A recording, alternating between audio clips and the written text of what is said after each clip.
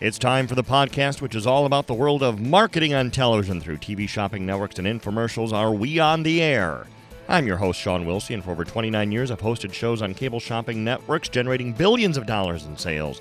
Now I want to be your guide into this world, explaining how it works, why it works, what doesn't work, and introduce you to the people who are making it the success it is today. And a successful industry it is.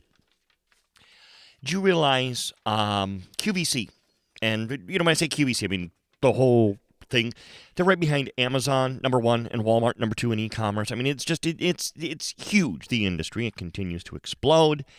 And starting next show, we're going to be working guests into the show. Bob Circosta will be my first guest. So it'll drop, the show will drop on Saturday, what would that be, the 11th, I guess. That evening is when the show will drop. It'll be a multi-parter, so it'll be in segments, but the first one will go up Saturday night. September 11th. Didn't even realize that. Wow. But, so yes, that will be when the first one with him goes up. Anyway, what are we doing here? Sorry, just got distracted. What we're going to do is we're going to continue our series that we started a couple weeks ago of where you're controlling the show.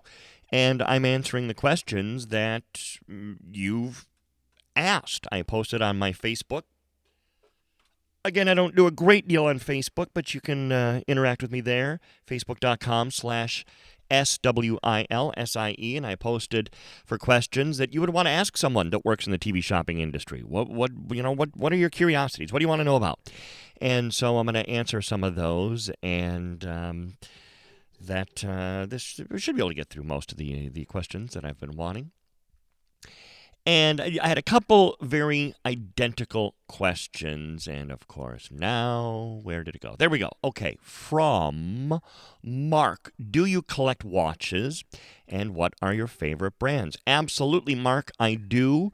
And in fact, similar question from Jorge. Were you interested in collecting watches before you started your career?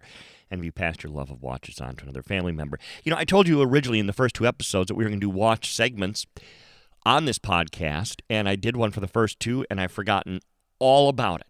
I've just gotten so wrapped up in the direct response infomercial TV shopping end of things, I forgot about it. My favorite watches, like I have on right now, my Hamilton, it's an automatic. I mentioned it on an earlier show. It's my favorite. It is my go-to. I had hundreds of watches, literally at one point, and have given most away. Most were not worth reselling. I sold a few, but there's not a resale for a lot of them, and so I just wound up giving them away. This Hamilton, I have an Accutron, another automatic, and a Corum Bubble that I'm in love with. Bought, 10, 15 years ago now. I'm not even sure they still make those. A Renato Diamond watch. I got to tell you the story about this one real quick, because it does connect back to where I used to work. Back in, and I don't remember the year, the company, Shop NBC at the time, was selling this brand of watches called Renato. They had made Oprah's favorite list at one point. I mean, this was the real deal. And I don't know what happened. For whatever reason, the company had a falling out with Renato, and Shop NBC wanted the watches gone.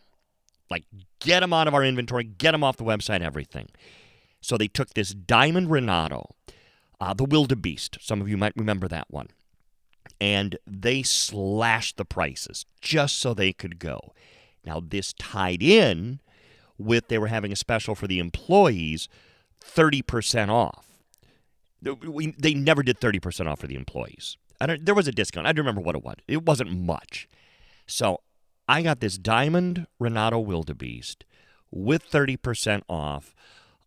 Discount above and beyond the price. It was below cost. I wound up getting that thing for way below cost. And so that has a special place in my heart. It's the only watch that I've ever actually had appraised. I thought I really should get this watch appraised. And so I did that a few years ago. I need to get it appraised again. It did appraise for thousands and thousands of dollars. So that's my steal. I stole that from the company pretty much. And There's a few other watches, but honestly, it's the Swiss watches that I've hung on to. They're the ones that I wear the most. They've hung on to their value, and not that that's why I care, but it's their beautiful, well-made, classic timepieces. All the big 50 millimeter plus watches, I got rid of all those. That's not me. So those watches, those are among my favorites. But yeah. And let's see, a lot of you wondering about worst product I've ever had to sell. We did that a couple shows ago, so you can go back and listen to that one. Jacob asked, does a guest host have to do all their own research and memorize it for the item, or do they have cards with the information usually? Love that question, too. When I talked to Marv Siegel in a few shows, he is the son of Joe Siegel, who started up QVC.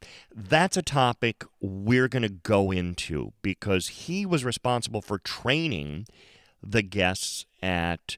I actually, full disclosure, worked with him for a while at Shop NBC, but his background obviously was QVC, and he was responsible for training the guests. And we're going to go into that topic because that is a really good question, the bigger question to what makes a good guest. Yeah, the guests ideally know their product inside and out before they go on the air. I've worked with guests who have to have cue cards. I had a chance, and I've just digitized the video, so I got to get it on YouTube, to work with Brian Christie.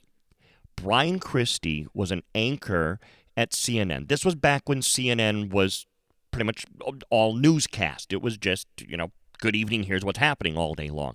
And I really liked him. He was a good anchorman. And showing you the disconnect between reading words off of a teleprompter and doing what we do. The product was it was like a cell phone. It was an emergency cell thing for your car. And kind of like what do you call it? Yeah, OnStar, kind of like an OnStar thing. He had cue cards all over the place with what he was going to say, literally written out word for word. He needed that. He wouldn't have been able to function otherwise.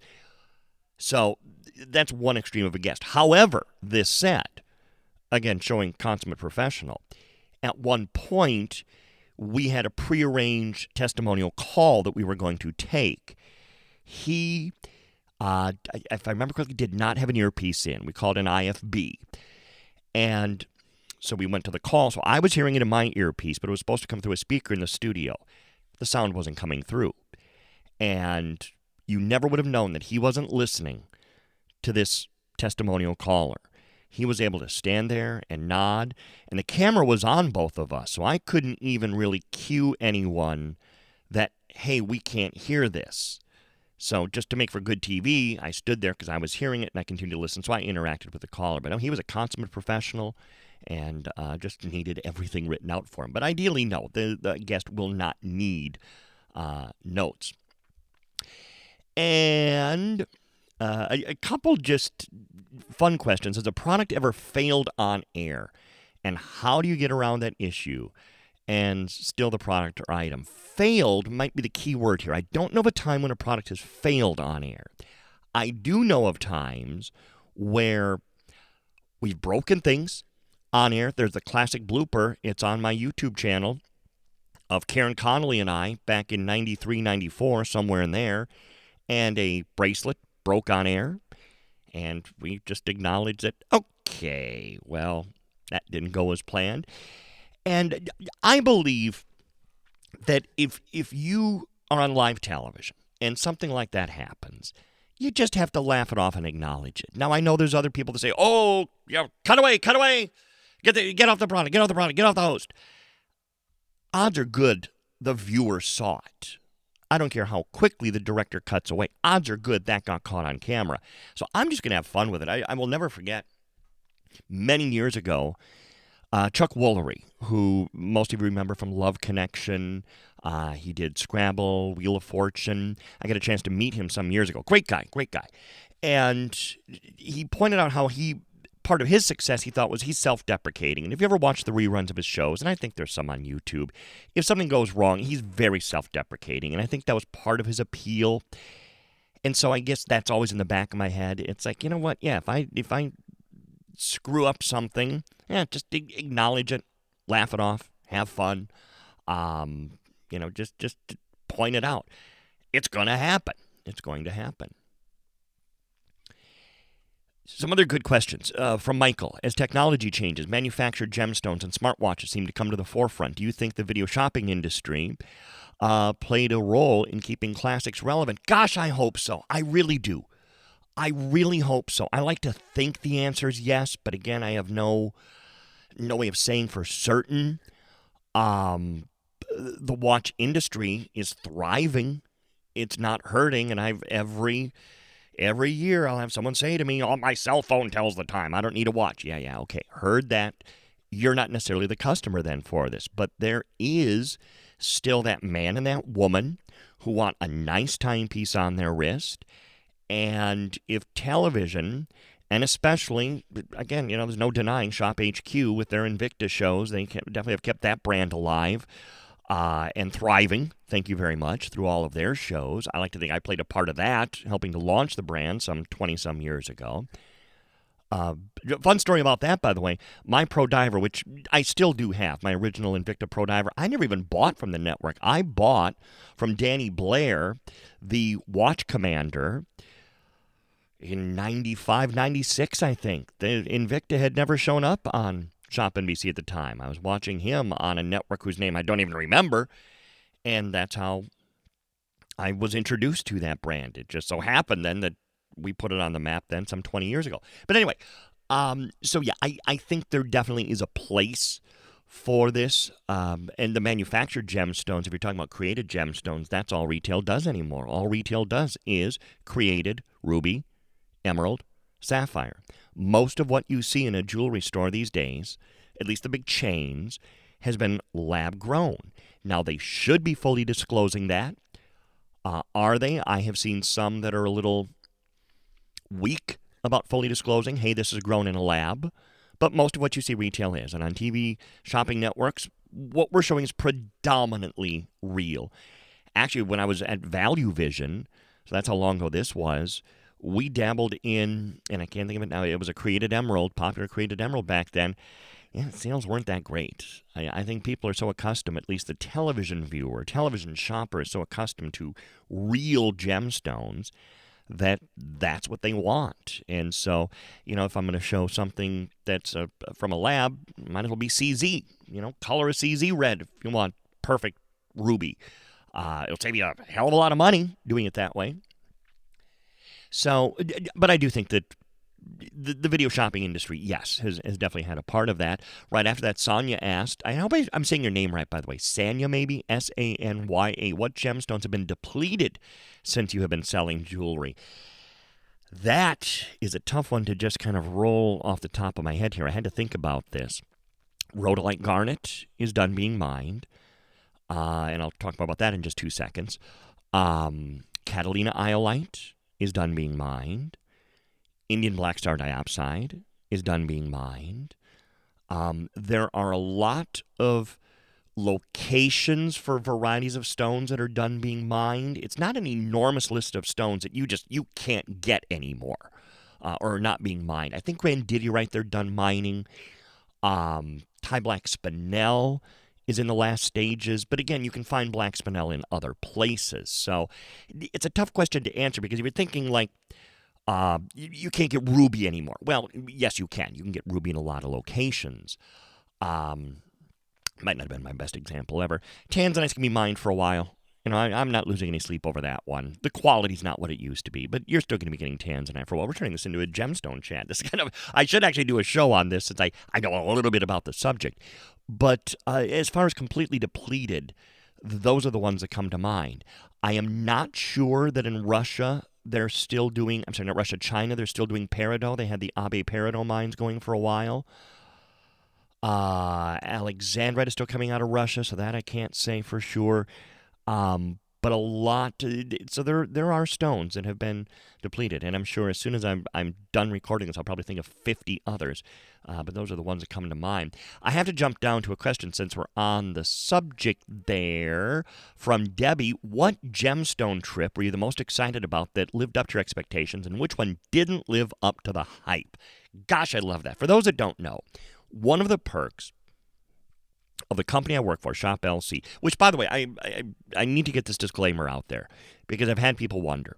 Shop LC is in no way affiliated with what I'm doing here. This whole thing, Are We on the Air, this podcast, it's a King Bobby production, my production company, my equipment, my studio. I've built this studio. This is all me, all my doing. So if I'm mentioning Shop LC, it is just in context. So I just want to make that very clear. They have nothing at all to do with this podcast.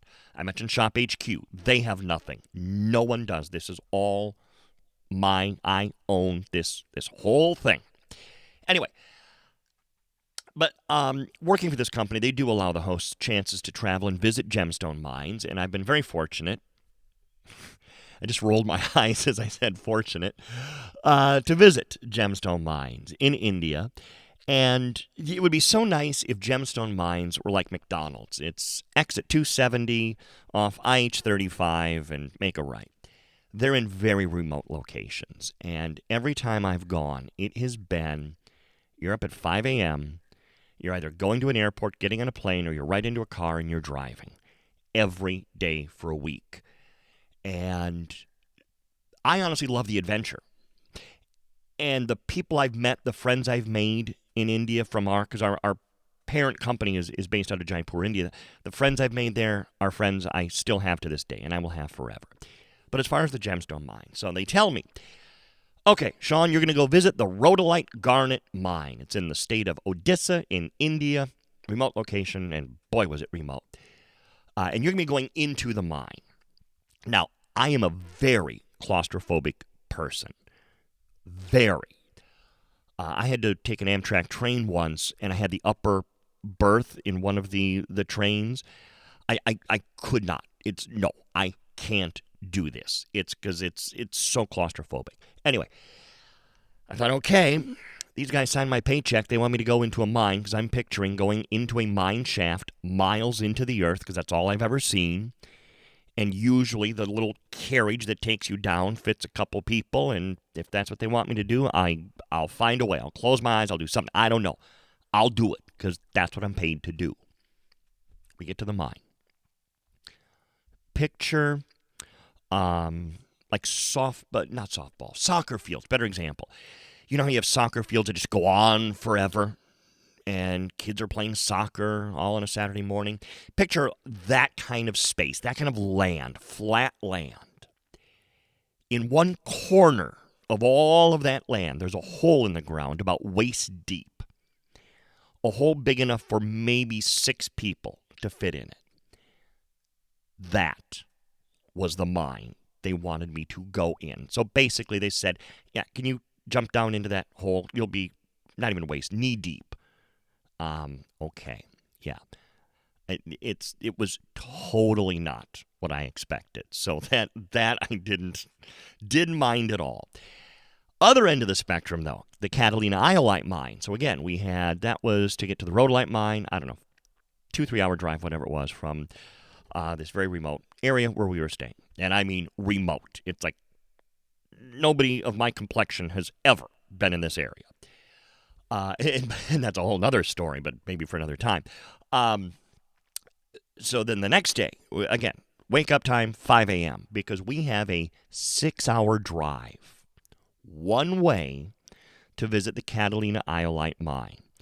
Remember what I said about freeway? I don't think we saw freeway the whole time. It was dirt road in a lot of cases. I shouldn't say a lot of cases, but yeah, in some cases. It was not interstate freeway by any stretch of the imagination. It was bumpy through good parts of it. At one point, in fact, 2 of the people had to get out we were in kind of like an SUV. 2 of the people had to get out to help the driver navigate the path. It wasn't even a road. It was a path. And if he didn't stay on the path, this SUV was about to flip over completely down the left or the right side of this path. And we would have rolled. But these people got out, navigated through. We made it. So again, 6 hours to get there. It's, and I'm not exaggerating, 112 degrees. Remember, where we are in southern India, we're almost to the equator. And this was May. by this point, it was my fourth day. I was done. I've just been in a car for 6 hours. It's 112 degrees, and now I have to go down into this mine. Now, this mine was like a giant crater in the earth. Giant crater down into the earth that they've been scooping out over the years. And the path kind of wound down, like picture a bowl or like a round stadium. And then there was a path that just went all the way around and went down into the mine. No trees, 112 degrees. At one point, as I'm walking down, I'm looking up. There's monkeys staring down at me. I'm not in Texas anymore. I have monkeys, probably rabid, let's be honest, staring down at me. And I'm by that point, I'm finished. I'm done. I want to go back to Texas. I never want to come here again. And I was so sunburnt by that point. I was blistering. And so I was not a happy camper. We had a delicious meal, though. I got to say, these really remote places you would never expect. Now, I'm a fan of Indian food to begin with, but this was the best Indian food I've had in my life. I have no idea where the hell I was, but the food was really good. So anyway, 6-hour drive back to the hotel.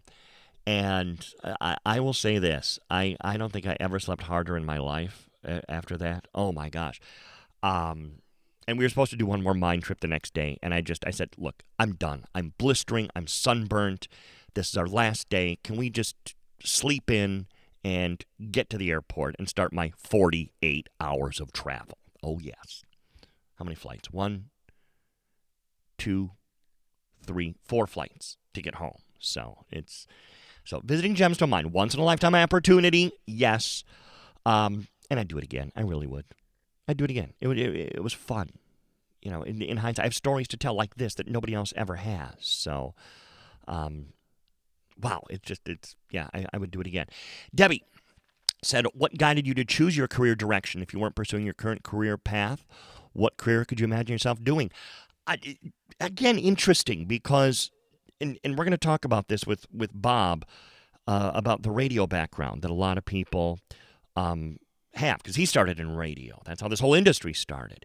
And that's where I was heading. I was heading into radio. That's why it's such a treat for me to be able to sit behind a board now and a microphone and play radio, do this podcast. But anyway, and I was pursuing that. And again, the TV shopping thing was still kind of new. And it was right in that period after QVC had done the corporate buyout of CVN and Value Vision had just started up by the same people that started CVN. And so they were looking for people. And honestly, I was thinking at the time, I think I'm going to get into the radio advertising end of things. I don't see myself doing farm reports in, Waseca, Minnesota, a small town. Fine town, but that's how, at the time, you started in radio. But I liked the advertising thing. And even in high school, I had competed in, I think they still have DECA clubs, don't they? Distributive Education Clubs of America. And I went to the state level competing in advertising. So it was always something I really enjoyed. And then this whole TV shopping thing comes along. And so it's like, well, wait a minute. So I can talk. Because, boy, I can talk. And it's sales. It's advertising. Because that's why I always say, we're not in a sales job. We're in an advertising job. So everything came together perfectly for me. And that's why I can't imagine myself doing anything other than those careers. If I wasn't on TV doing the TV shopping thing, I would probably, because you can do radio shows from home right now, if you can get a job. That's the problem, is there's so many people. I have a friend back in Minneapolis who is, or was, I'm not sure if he is anymore. He used to be overnights on the country music station. Yes, they had a country music radio station in Minneapolis, and they actually didn't do too badly in the ratings. And he did overnights there. But while he was doing overnights there, he voice tracked for, I think it was Fargo, Moorhead, Morning Drive, and some city in Alaska middays. So he would record all of those, and then they would go to those stations. So the people listening never really knew that their DJ was out of the country music station in Minneapolis. So that's probably where I would head back to it, find a way to get back into radio somehow, because I do love it. I do enjoy it. Hey, listen, here's what's about to happen. We're going to close out this. We might do this again sometime. Great questions. And so if you think of anything else, don't hesitate to ask. But Next show, Bob Circosta is going to be joining me. I know you're going to want to check that out. It is going to be so good. He is the best guy, nicest guy. Stories to tell like you wouldn't believe. We're going to have a great time. So it'll be the very next show up on Saturday the 11th. And I hope you'll check me out at my day job as a host for the Shop LC Television Shopping Network. You can find me Wednesday through Saturday between 10 a.m. and 1 p.m. Eastern Time, and then again from 3 to 5 p.m. Follow me on Twitter at Sean Wilsey and on Instagram at SWilsey. Thank you for downloading this edition of our We On The Air. Let your friends know about it. 5-star ratings and reviews are always welcome. This has been a King Bobby production.